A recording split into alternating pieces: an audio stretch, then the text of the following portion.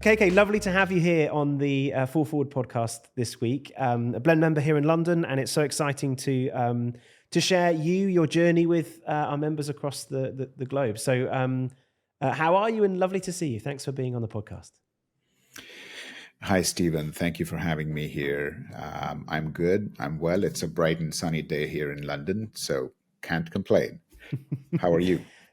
Yeah, thanks, KK. I'm really well, thank you. We're recording this ahead of what's a crazy week of travel for us. We've got Blend events happening in New York tomorrow, Toronto on Wednesday, New York on Thursday, and San Francisco on Friday. So, and I'm trying to get to every single one of them. So it's going to be a busy week, but it starts on a high with you. So that's exciting.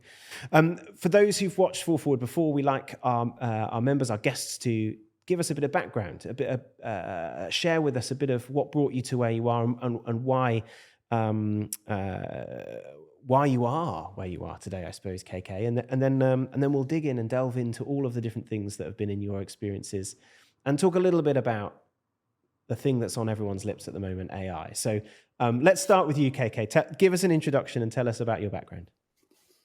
Thank you, Stephen, for having me and giving me the chance to talk about this. I am KK. My name is Kshitij Kumar, but most people can't pronounce it, so everybody just calls me KK. I'm an American, Canadian, Indian who lives in London right now, and I am the Chief Data Officer for a company called Data Hat, which is, yes, my company, the guy in the Data Hat.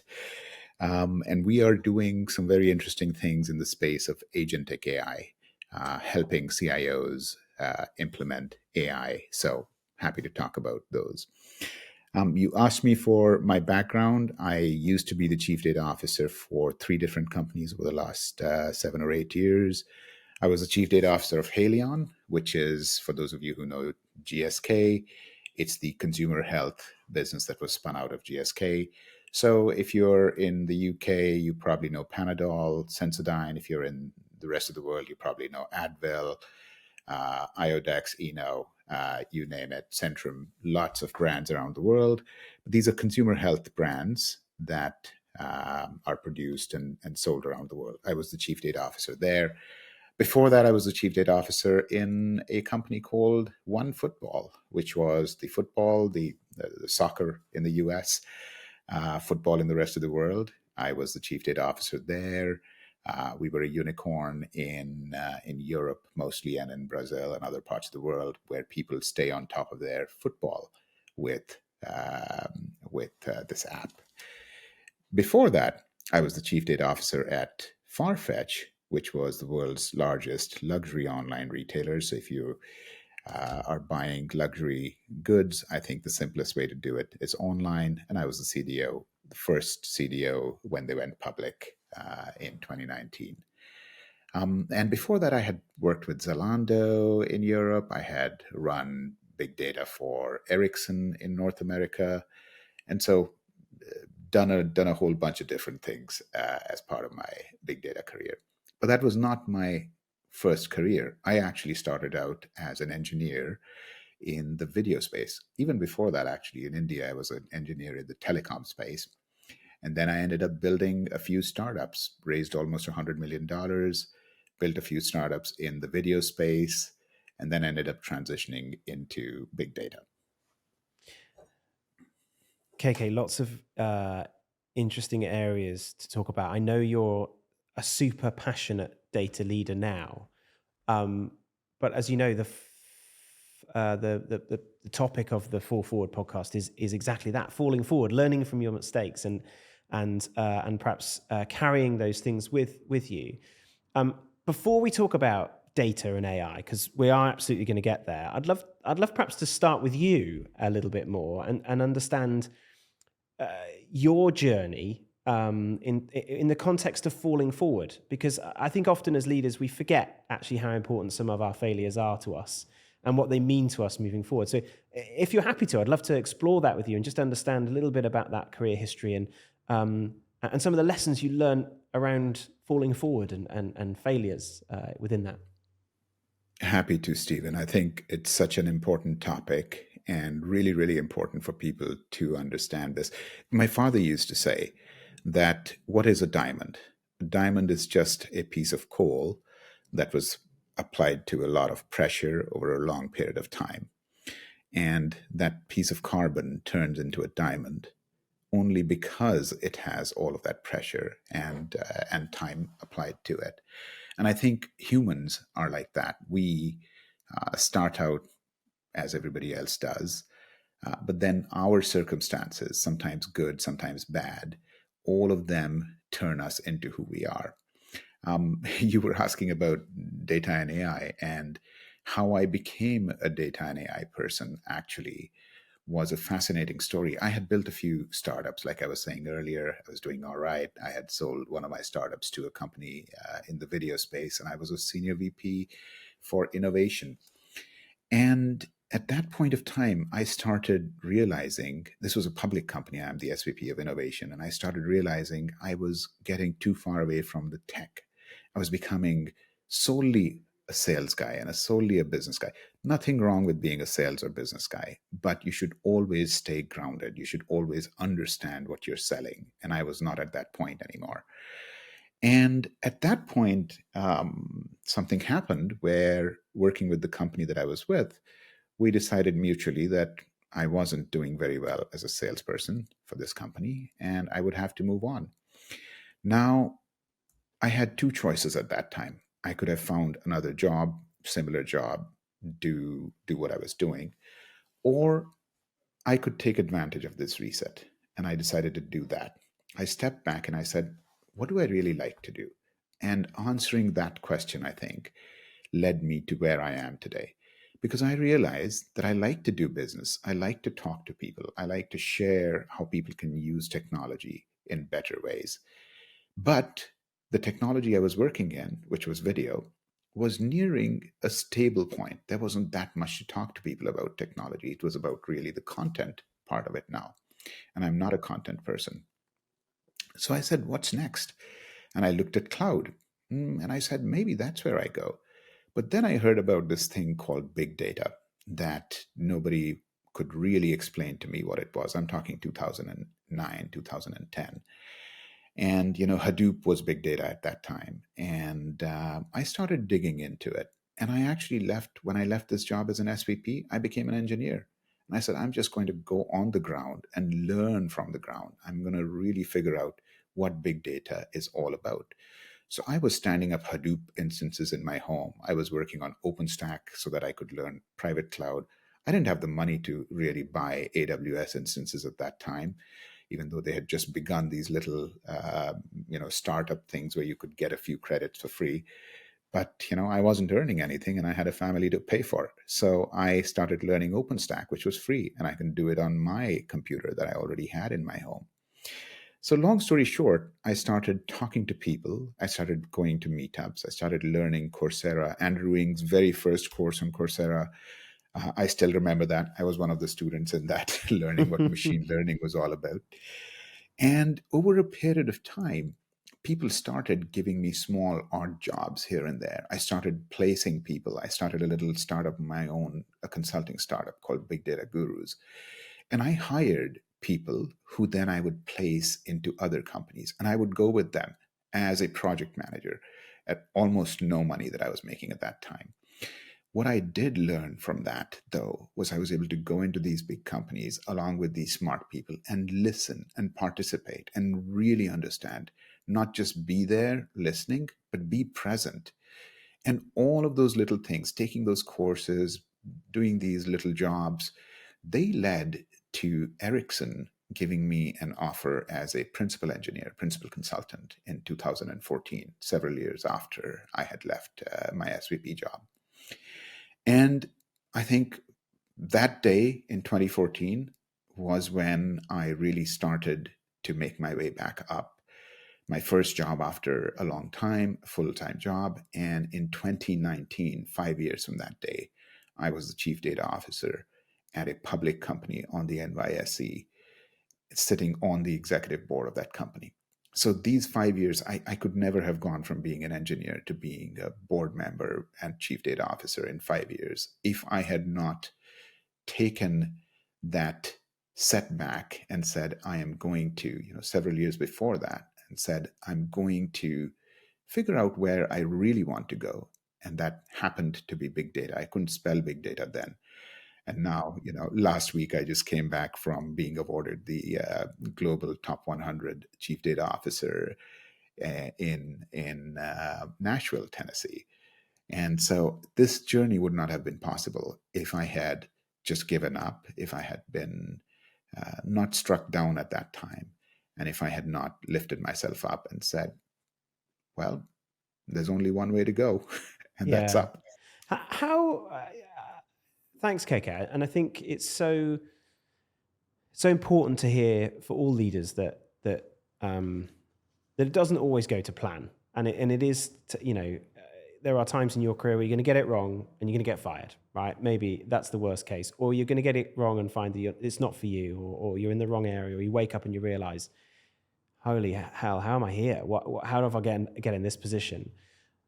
What was it that in that moment for you, what was it that you really thought about that meant that you took that path? Because it's a brave path to take, because it's the easy path is to say, well, I'll just go and find another SVP job doing a very similar thing in another place.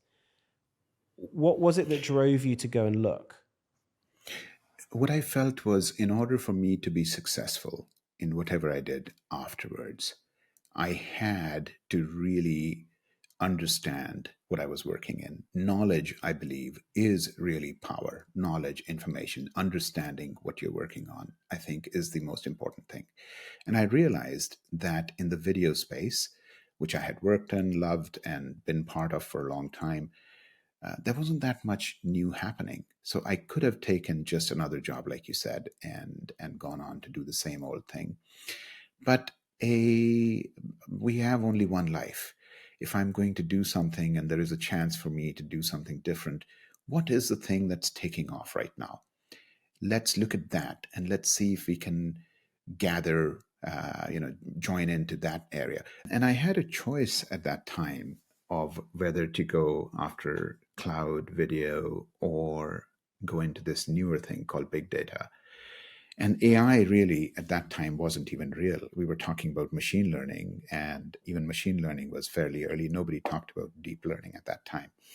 So when I looked at all the options in front of me, I said, data and the information that the data represents is what is going to actually be beneficial for business. Businesses are going to benefit from this. And I didn't know how. I didn't know how far it would go, but I felt like this was the right spot to focus on. You always want to get in early into whether it's a stock that's going up or a new technology that you want to be an expert in. You want to get in when people don't know too much about it, because then you can be one of the leaders. You can be one of those people who learn enough, who apply it enough, and then you will benefit if and when that technology becomes important. And then you always get a chance to influence the path of that technology as well. It's like being an entrepreneur. I think some people will always be entrepreneurs, whether they are in big companies or small companies or their own companies. And other people don't want to be entrepreneurs. There's nothing wrong with that. You can be an employee and just go along just fine. I, for one, am an entrepreneur at heart, whether I work for a big company or my own company. And an entrepreneur always looks for where there are new opportunities. And that's how I picked big data. Yeah, absolutely. And I suppose if I think about then, your journey into the position that you're in now, KK, advising CIOs all over the world, and having implemented and driven lots of data and AI and machine learning initiatives. Lots of the leaders who are listening to this podcast are probably being, well, we know they are being subjected to a lot of requests from their CEOs or board to say, implement AI projects now. We must do AI. AI is what we must do. What are you? Which is a problem for all leaders. We're hearing that this is a thing. So, what advice could you give them, KK, in terms of where should they be starting, And where are you seeing perhaps some of the best and early wins for people to showcase the easiest areas of adoption, and then perhaps secondary, where should you avoid? Where should you be not paying your time and money? Because people will both win, of course, as the tide rises, but there are going to be a lot of sunk ships as well. So would love to get your advice on where to start and what to avoid, perhaps. Absolutely. I think it's a fascinating question, Stephen. And what I would suggest is I always tell people to start with the strategy. And that may or may not be the thing that people want to hear. But if you don't know where you're going, then any road will take you there. So the most important thing I think for me when I go into a new company and I help them figure out what direction they need to go in is to understand the company strategy first, not the data and AI strategy. We can create a data and AI strategy that is based on the company strategy. So the first thing to do really is understand what is important for that company. And then it's important to find people who actually understand both business and data technology and say, let's do that translation from that business to the data. What is the data that we actually have today across the company? What is the data that is usable? Is all of the data unstructured and you can't actually use it? Is the structured data even usable? And oftentimes you ask me, where do people start with? I would suggest looking at places that make your business run today. What do I mean by that? If you think about your ERP systems, if you think about your manufacturing systems, your sales, your HR, your finance, all of these are what make the business run. And the data there has to be in reasonable quality. Otherwise, the business would not be running. What that means is let's look at the data that already exists, that is in decent shape, and say what is available there. Should it be enriched? Should we be getting more data out of it? But always with the intention of solving a business problem. So if we don't start with a business problem and looking at what data is available, then we're not going to be able to solve something that is important for the business. But remember, all of that comes from the strategy. So start with the company strategy, figure out what your data strategy is going to be and AI strategy is going to be. And by the way, don't separate your data and AI strategy. I find lots of companies actually have a different data strategy and then they hire somebody to do just the AI. AI is not different from data because the AI comes from the data. You can get AI for free from anywhere else. You can get LLMs, you can get lots of things that do just AI. But what makes AI impactful for a company is your own data applied to that AI and the combination of those. So start with the strategy, create the data and AI strategy, and then look at as you're creating that data and AI strategy, look at what data do I have? Which parts of that data can I actually use today? Which parts maybe you don't have all the data that you need. Where should that data be coming from? How do I bring it in? Where will I be able to process it? Do I need to be building my own models or do I need to be using models that already exist? All of this is part of creating the data and AI plan of attack, which is part of that strategy. And behind that, I think we had a guest who gave us the analogy of like a hammer. You can hit a lot of things with a hammer, but it's the nails you want to hammer in, and knowing the right nails to build the house or whatever the analogy is. So I love that you kind of talked about strategy. You've talked about knowing what you have before you try and hit the hammer on something, which I think is really interesting. You mentioned in-house LLM versus external LLM, and you talk about your own data versus the widely available data, because of course most large language models now have sucked up all the publicly available data. And so the competitive advantage for companies now is about how they leverage their own data with those LLMs. What are you seeing from a trends perspective there, KK, in terms of how quickly are organizations converting their data into value, or are we still a long way from really that becoming pervasive? I saw a study last week that said something like less than 15% of companies have actually got an AI use case that's relevant to them, as opposed to just applying something that's off the shelf. I don't know how true that is, but I'd love to get your steer on that.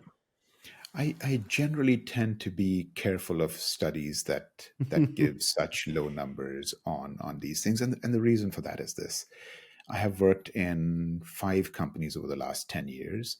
I'm that poster child for that Gartner study that says CDOs survive for 18 to 24 months. I have moved between jobs every 2 to 3 years as a chief data officer, but in every sector that I have been in, whether it started with telecom, became fast fashion, luxury fashion, sports media, pharma, and consumer health, consumer packaged goods. In every one of those areas, I saw artificial intelligence being used and data analytics being used to give tremendous positives. So, the question, I believe, when somebody says it's a very small percentage, I tend to look at it with a little bit of skepticism. However, what might actually be there is the devil is in the details. Are they using machine learning and data analytics to run their business? Probably a lot of companies are. And if they're not, then they should very soon, because that technology exists. It's there, it works. If you need some help, find me on LinkedIn, and I'll be more than happy to tell you how. However, the part that is low adoption is when you go towards the generative AI side of it. Generative AI, I believe the potential is huge. Generative AI, agentic AI, LLMs themselves, whether large models, small models, something fine tuned for yourself. I believe the future is in that direction. And in that space, if you ask me how many people are using Gen AI and LLMs, etc., I think 15% is probably actually a high number as compared to how many people are actually making positive impact with it. I'll give you an example. Very easy, very simple to do things like basic translations, right? LLMs are very good at communication. So anything that requires translations, anything that requires basic creation of reports, etc., sure, we can do it fairly quickly, fairly easily. And these generic trained LLMs are fairly sophisticated at it. So why use human time in doing something that is very basic and doesn't actually add value to it?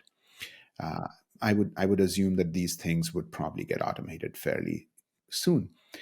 My belief is anything that is very mechanical, anything in which a human doesn't really add value, anything that can be fairly easily automated will get automated. I don't want to put a timeline to it, but it's going to get automated, and fairly soon, probably sooner than we expect.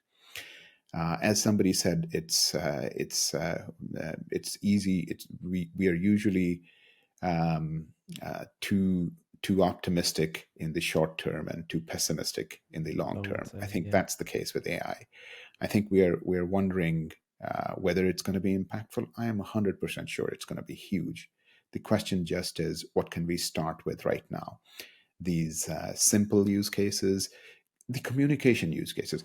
Why did we see chatbots, so many chatbots come out that are using LLMs?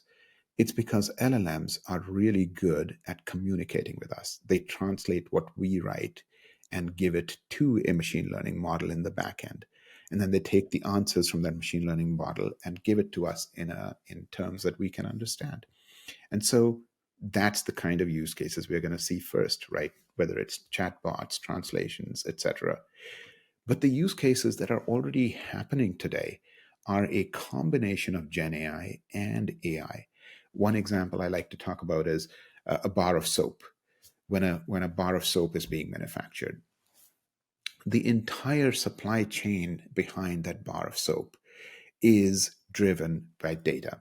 Right now, it's often run by people writing stuff on pieces of paper or on an Excel spreadsheet somewhere. But imagine the suppliers that go into that bar of soap. If the suppliers were aware of how quickly that bar of soap is being sold in certain parts of the world, or if they could see that the salespeople are forecasting that there's going to be more sales, and then they could translate it back all the way, not just into the manufacturing, but into the supply chain, the suppliers that are providing the things that go into that bar of soap. then they can plan, and they can be planning it in near real time. So just in time, don't have to keep things in inventory all the time. In that same manufacturing line, if you think about the costs that these bars of soap are being manufactured in, those costs, right now there are humans who actually stop these supply chains and go in and check the costs to see, is this cast going to survive, or do I need to replace it?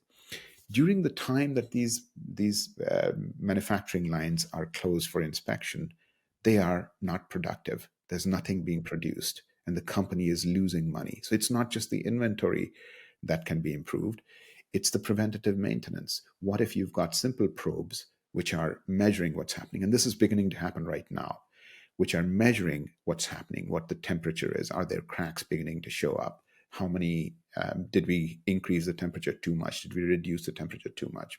Is it going to predict that the cast is going to break in a certain number of cycles? Well, then you can actually plan to have those things replaced at the right time, so you don't have to shut down the whole thing to do it when it happens. So small examples like that, these are already happening. These are not things that need to wait for Gen AI, but Gen AI will make it easier for that person who is in that workshop, who is using these things, to talk to the machine learning and say, hey, tell me, when should I be stopping this line to replace certain things, and which ones should I be replacing? Right? Imagine a human, a business person asking that question, Yeah. and the machine learning coming back with an answer.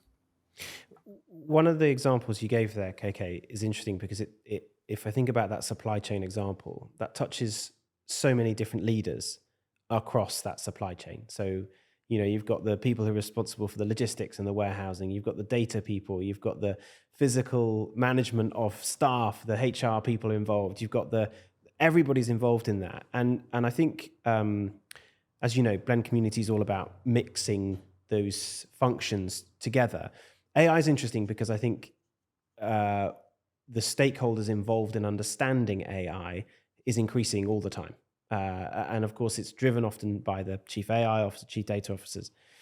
What for those, and I think what's unique about you, KK, is that that breadth of industries that you've worked in within that function is not typical. It's quite broad.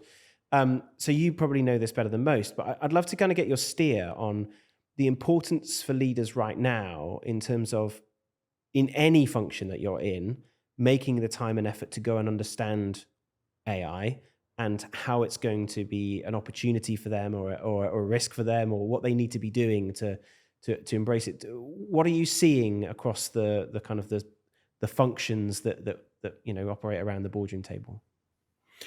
I think that's a fascinating question, Stephen. And first of all, for those of your Blend community members around the world who are participating in this, absolutely, as you said, one of the reasons why I participate in Blend is because of that varied experience that people bring, and just talking to these people who come in from different areas and different backgrounds is always amazing. For me, I got lucky to actually have a chance to work across a lot of these different sectors and spectrums. What I would say is, in today's day and age, it doesn't matter if you're in technology or IT, or if you're in a completely different space altogether.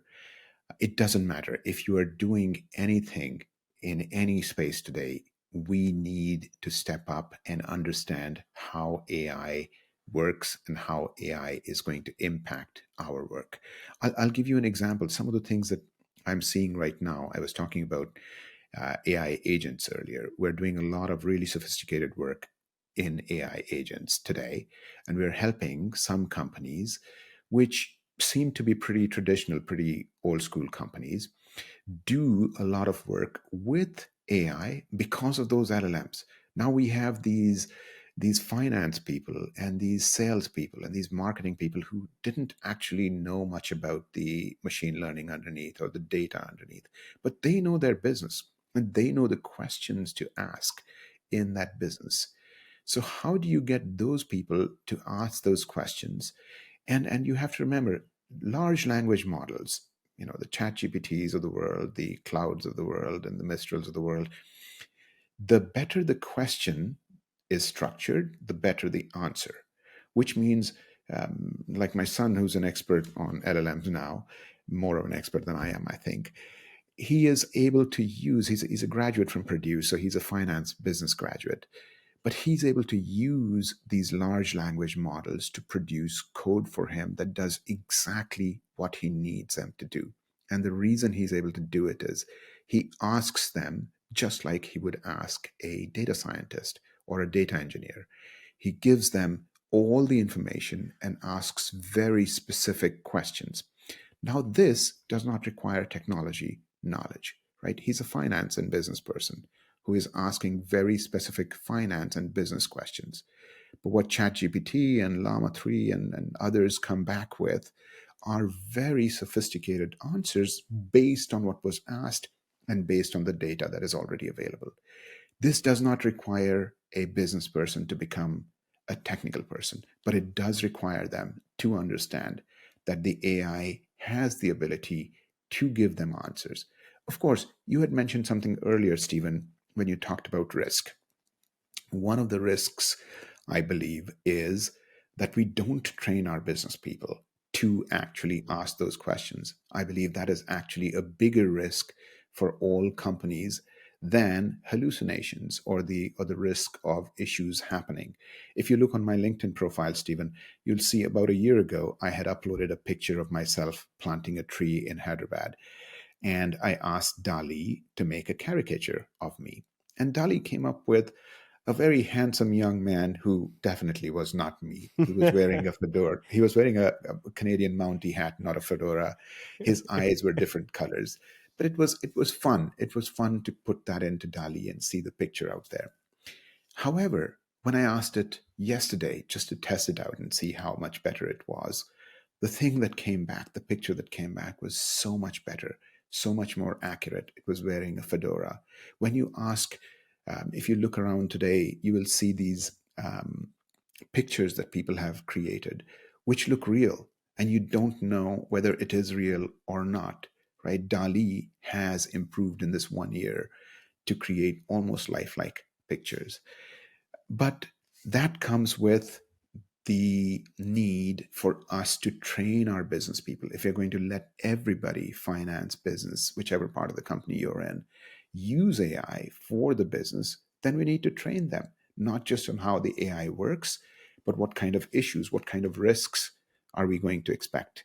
We, as the senior-most people in the companies, the chief data officers, the chief information officers, the CTO, the CEO, and all the business function leaders need to understand how data and AI can and must be used. And we need to create an AI risk framework as well. We need to figure out how we are going to manage risk when that risk happens. So the hallucinations may have reduced heavily. If you ask the questions the right way, you will get much better answers than you did before. But the risk has not gone away. It has just gotten hidden even more, which requires us to have even better risk frameworks. And then there's compliance, right? The EU AI Act is coming up next year. The US has its own rules. China has their own. What this means is we need to make sure that we create a risk prevention framework, which everybody can then use in order to make maximum impact with the AI. I love the way that you kind of framed that, KK, because we considered this idea of leaders not knowing what they need to know in order to ask the right questions. But actually, listening to you talk about that, I'd agree. I think it's actually probably, particularly in the next 10 years, a really challenging question, because we're able to ask the questions that we're able to answer because of the life experience and the learned experience that we have.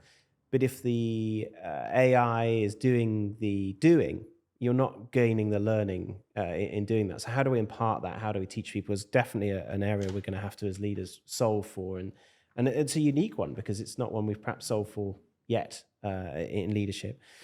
One of the things, KK, we like to do in the podcast is get a question from the membership. And they knew, obviously, we'd be talking about AI today based on your experiences. And so the question is actually a forward-looking question. And it's about what excites you most, KK, about the future of AI, and what are you scared of most? What excites me the most is the impact that AI will make, I believe. And especially the area that I'm focusing on right now, which is AI agents. So we can create agents that can do very sophisticated things today. You know how people have been talking about why aren't we seeing the impact of AI right now?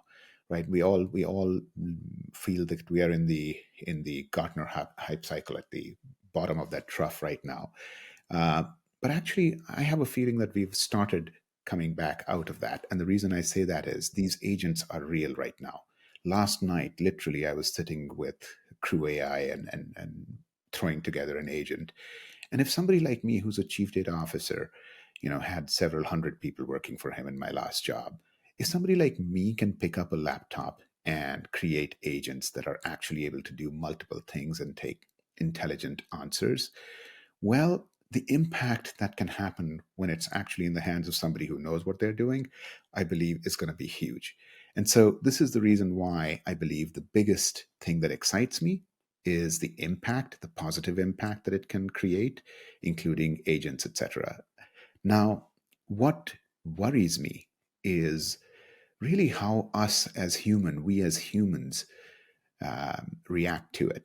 And what I mean by that is this. When I said I'm excited about the impact, why am I excited about that impact? It's because there are lots of our colleagues around the world who are sitting doing far less than is humanly capable by them. They are doing this because it's cheapest to have a human do certain things today. But what it does is those human beings are then not using their potential to the extent that they could and should, right? And so I feel excited about that impact because I believe it will elevate all of us into being able to do things that allow us to use our lives better, right? Be creative, be humans, whatever makes us humans. Let's do that, more of that, and less of the mechanical things, right? And what scares me is that we haven't started the conversation about this. We haven't started wondering what happens to our colleges, what happens to our schools and universities. How do we train these people to actually understand what is going to happen next? Those college graduates who are getting into college today, when they come out in 4 years from now, will the jobs that we are preparing them for today be the jobs that they will be able to get at that time? I suspect for the next couple of years, we're going to have a time where the fresh grads are going to have a tough time finding jobs once these AI agents get out there, because the first thing these AI agents are doing is automating the simplest stuff, the stuff that the fresh grad used to do.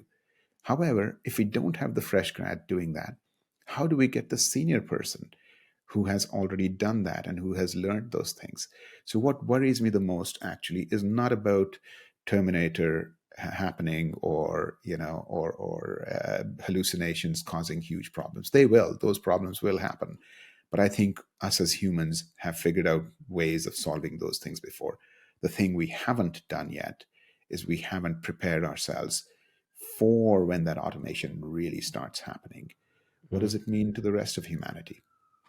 Yeah, that's something that really resonates with me. I was reading about Arkwright's innovation, and obviously the pace of change that existed then, and that it was slow enough that we as humans adapted and could innovate, and the workforce could be retrained, and so on and so forth. But potentially here, we're talking about such swathes of the workforce being impacted in such a short period of time that's a retraining, a retooling, and frankly an understanding of what these people need to do that yes we've never grappled with. So that's really interesting, and a very, I think we could probably talk there, KK, for ages, but we are sadly coming up to time. I feel like we could talk for hours.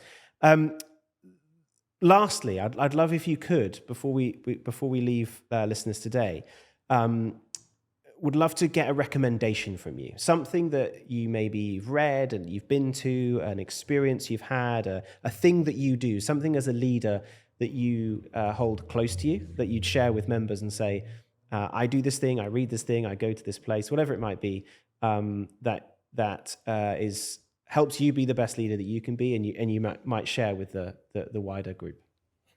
I think a wise person once said, "If I have seen far, it is because I stood on the shoulders of giants." So the reason that we are able to do what we are able to do today is because we build upon what has been done before. And I think I exemplify that. I don't believe I have learned much myself. I have learned from others. Everything I have learned is from others. Even as a senior leader, the people I am learning from are the people who work for me. So when I join a new company, when I start a new company, what you'll find me doing is not just talking to the other senior people, the chief marketing officers and the chief HR people, but to the teams under them and understanding from them. Our biggest resources really are our people, the people who are actually working on these things, and understanding what are the issues that they see. And then learning from them, and then using that knowledge to start understanding what do I need to do more in this company, in this current project, in this current job.